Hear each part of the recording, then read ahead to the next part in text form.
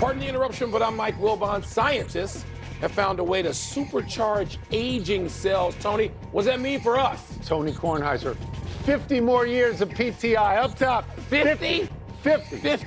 Supercharged aging cells. What do you get? What does that mean? I don't know. Do you get to lay down in a hyperbaric chamber and feel the supercharging and feel yourself getting younger? You know, I started going into hyperbaric. Have you done that really? A couple of times. Let me know if it works. Yeah. Let me know. Welcome to PTI, boys and girls. In today's episode, the Chiefs are all but done. The Steelers top the Ravens, and the Packers beat Wilbon's Bears. But we begin today with the 12-team college football playoff. It's all set up. The big news is that 10-2 Miami is in and 10-2 Notre Dame is out, despite Notre Dame being ranked ahead of Miami for weeks and weeks, even though Miami beat Notre Dame head-to-head. Also, 10-3 Alabama is in, despite those 3 losses and a crushing loss to Georgia in the SEC Conference Championship game on Saturday. Wilbon, as you know, I think Notre Dame got completely hosed. What do you think about the teams in the playoffs? If Alabama had been left out instead, it wouldn't have killed me. But I understand these are close decisions. I'm about one thing. I told you this on your podcast this morning, and I mean it. Head to head. If Notre Dame had beat Miami, I don't care when the game was. It's only 12 of them. Put Notre Dame in. But Notre Dame didn't win that game. Miami won that game. So I don't have any problem with the team that won head to head. If you're not going to honor head to head, what the hell? Then what are you going to honor other than on the field competition? I don't care about voting and popularity. We'll get back. I'm going to let you get to Notre Dame. Yeah. Because I'm mad now. Earlier, I wasn't angry. I told you on the podcast this morning it was just about head to head. It was. But now Notre Dame has the nerve to come out and criticize the ACC. The nerve when they cozy up to the ACC for their purposes and their benefit over the years. They've won every popularity contest in the history of man. They got the whole world stumping for them, and now they want to whine to the ACC. They're lucky I'm not Jim Phillips, because a statement I would have released would have crushed them forever. I'll ask you a question. I thought you were going to hold off until I spoke, sorry. but you went. Now you got the stage. Now I got the floor. Now you got it. Okay, so give me a little time here. Totally. The villain in the piece is Virginia. If Virginia had beaten Duke, none of this happens. That's right. Virginia gets in. James Madison is out, and Miami's probably out because an ACC team gets in. That's right. And Notre Dame is in. And the committee wanted to put an ACC team in. Okay. You agree with so that, when right? Duke beats Virginia, the committee understands they can't put Duke in with 5 losses. But most of the people on the committee, most of them are ADs and coaches. And they know ADs all around the country, and they don't want to embarrass the ACC. No, the ACC's big-time conference, agree. So they want to make sure an ACC team gets in, so they put in Miami because they can't put in Virginia.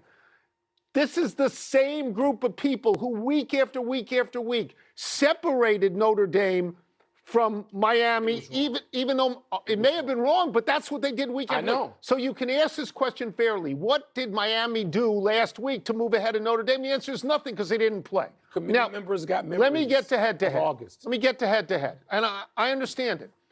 Miami played a home game against Notre Dame, beat them by 3 points. That's not a crushing defeat. 3 points. That was in August. It is now December. Since then, Notre Dame won 10 games in a row, and Miami lost 2 games to weaker opponents, unranked opponents. Notre Dame's losses are far better because 2 teams are in the tournament. Who did Notre Dame beat? Who they beat? Miami's got more impressive victories than Notre Dame. Well, they have the victory they have that's more impressive is Notre Dame. Is Notre Dame. I honestly think that Notre Dame got hosed because they're not in a conference, really. They play footsie with the conference. They cozy up when it benefits them. They're not really in it. And then criticize them today. I understand that. Hypocritical. Let me go to Alabama. Is what they Alabama's important in this.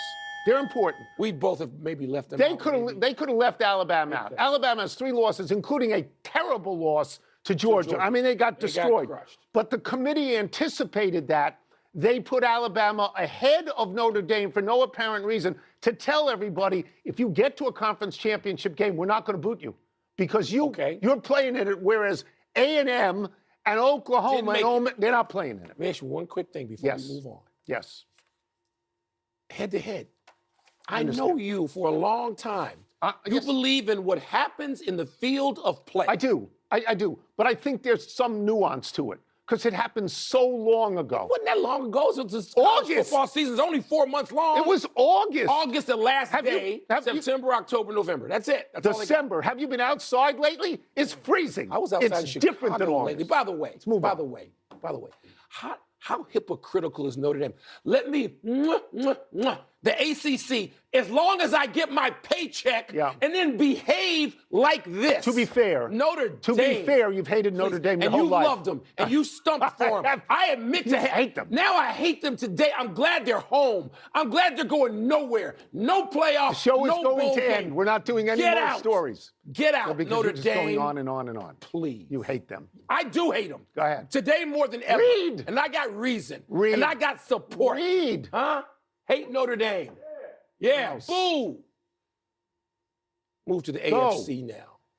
The Steelers beat the Ravens in Baltimore to move atop the AFC North. Jaguars beat the Colts to take control of the AFC South in a game.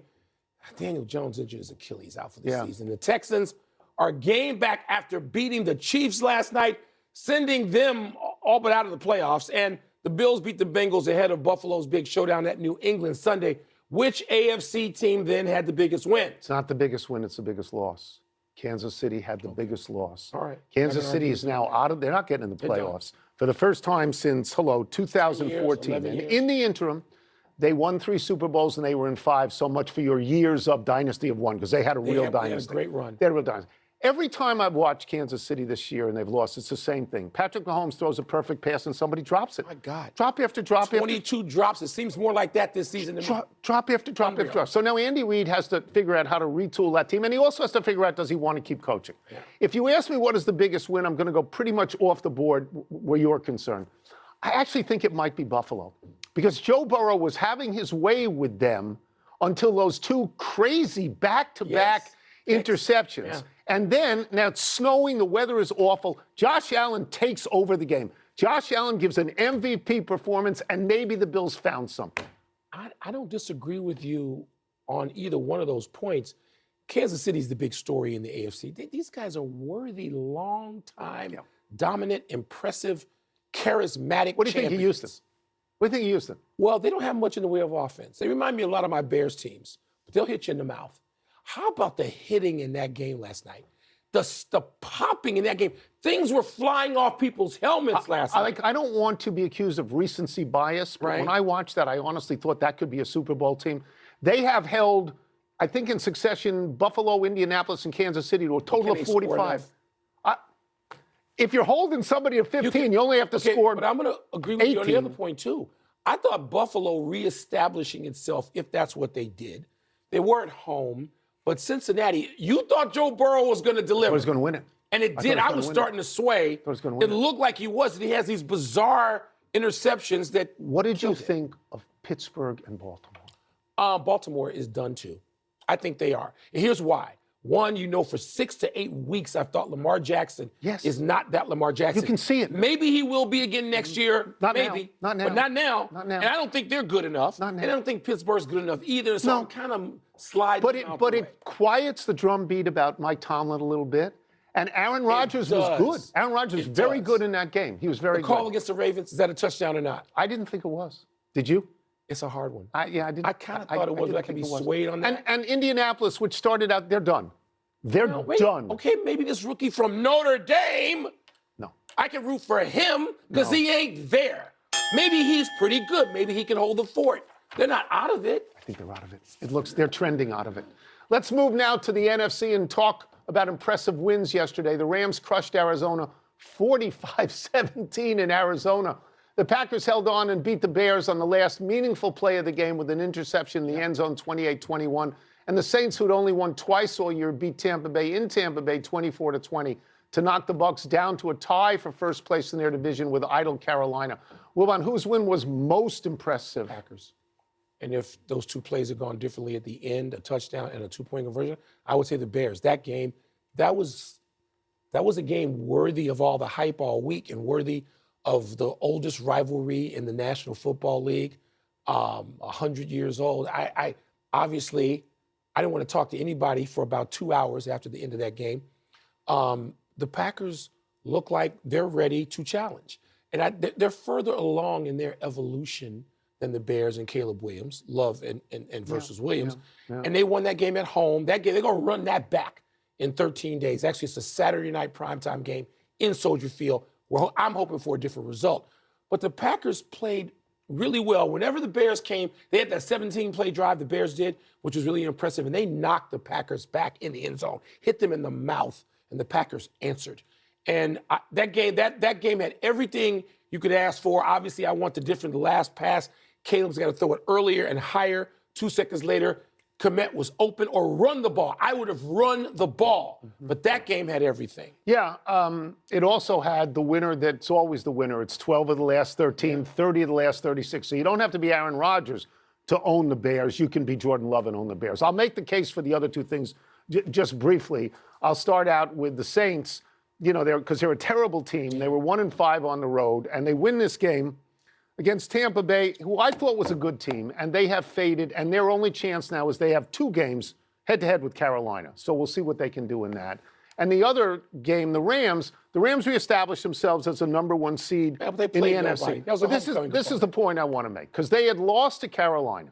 Matthew Stafford had thrown 2 picks and made a fumble. And then they rushed. What did they get here? 249 yards. But, and there's always a but, Arizona is simply nothing. Homecoming team. They're absolutely nothing. I told you this morning, that I watched the Bears and the Packers, and I thought, the Bears are a playoff team. Whether you had any doubts at all in the first 12 games as what their schedule was and how they were winning, they're a playoff team. They put on their big boy pants. They did. That was a really good game. My disagreement with you, which we hashed out this morning, is I wondered, did the Bears use the timeouts correctly at the end of the game? And why didn't they go to the end zone more than once? We didn't want to stop the clock, because we can't stop anybody. Right. We couldn't stop the Packers in the 2 drives where we needed a turnover or a stop. So, no, they played that right, except the call I don't like. And I love Ben Johnson. I love everything he's done. Right. I'm running the ball. I just ran the ball down their throats. Yeah. I'm not going to put that in the air when I can run it in Green Bay in that situation. But I'm in a better mood now. Let's take a break. Still to come, the Browns botched a game-tying 2 out of the Wildcats. Should Shedeur Sanders have been on the field? Where was he? Jeff Kemp makes the Hall of Fame, kinda, over Barry Bonds and Roger Clemens. Kinda. Notre Dame. I'm angry now. No, I can see that. I'm legitimate. I wasn't angry on the podcast this morning. Well, you're angry now. Yeah. Because they...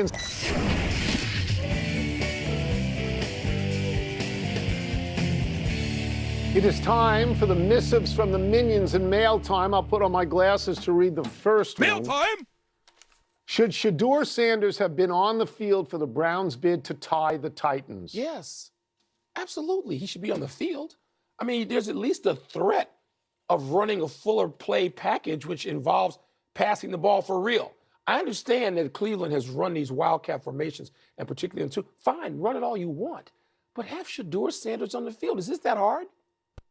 I was taken aback by this. That he wasn't, yeah. When I saw the Wildcat, which turned out to be a terrible play. They made it work, though. In the past, they've made it work, but it didn't work this time. I mean, I want Shedeur Sanders as an option because to that point, he had thrown for 364 yards and 3 touchdowns, and he had run one in. For one. So if I was a coach with that information in front of me on a clipboard, I would think Shedeur Sanders would be out there. The play was terrible. It was awful. The Wildcat went backwards like instead of forwards. Yeah. The pass was terrible. What it was a clinic on why not to call that play. And if the coach has to have a clipboard to remember that his rookie quarterback has accounted for 4 touchdowns in that game when they stink, then he needs to be fired. You know the result of this, don't you? Shedeur Sanders was named today as the starter the rest of the way, and I think he's earned that at this point. Wait, you want to fire the coach? Oh, come on. I'm exaggerating, unlike Notre Dame's story. It's a bad look for the coach. Not to know that the most important guy he's got on his offense is on the sideline with him. It's dumb. Your favorite player on that team, Myles Garrett, is now up to 20. How about that? 20 sacks. By the way, we have to block Myles Garrett at Soldier Field on Good luck. Next letter. Cleveland. Yeah, but Cleveland's no good. You're going to be. Let's hope they're no good again. Come on, stop it. No They've been trap no good game, all year. No trap game, no letdown. Stop it. I'm worried. Stop it. Hall of Fame, are you surprised that Jeff Kent was the only player to make the Hall via the contemporary era committee, which used to be called the Veterans Committee. And then we're going to call it the Veterans Committee. are. And it's important to point out this is not the real vote. This is the Veterans Committee real vote. Committee. It's a different thing. I was a little surprised Jeff Kent made it, and then I realized that he has more home runs than any second baseman I'm okay ever. with him making it. Yeah, and a lot of guys get in this way. You know, later on, somebody votes him in. But I am not surprised at all that Barry Bonds and Roger Clemens didn't get in, but I am surprised they didn't even get 5 votes, Mike. This means the next time they're eligible is 2031. And if they don't get 5 again, they're out forever. Yeah. So you are going to never have a 7-time Cy Young winner and the home run king of all time. You're not going to have him. Yeah. And that's because this drug stuff is serious, and it's going to reverberate on Alex Rodriguez down the way as well. I guess so, Tony. And I'm not going to say never, because Pete Rose, they finally... He never got in? Well, but they gave up the ghost. He's eligible now. He's gone. He's gone. Only you and I are the only people who would have seen him play who could vote. He will be eligible. Rose. Yeah, Carlos Delgado, I thought could have gone. I'm fine with Kent going in. Leader in home runs is for all second basemen for all time. As you mentioned, Delgado's one of those guys who I thought could have gone in. You know, the Hall of Fame, I'm Hall weary, because I don't know what it means. Clemens and Bonds are clearly 2 of the best players of all time, and arguably the best players of their time. Yes. And they're not in. And how long do you go? How punitive do you get? Well, they are suspected of using performance-enhancing drugs. And Alex Rodriguez, you're right. Facing the same situation. Enough email. Let's take one last break. Still to come, the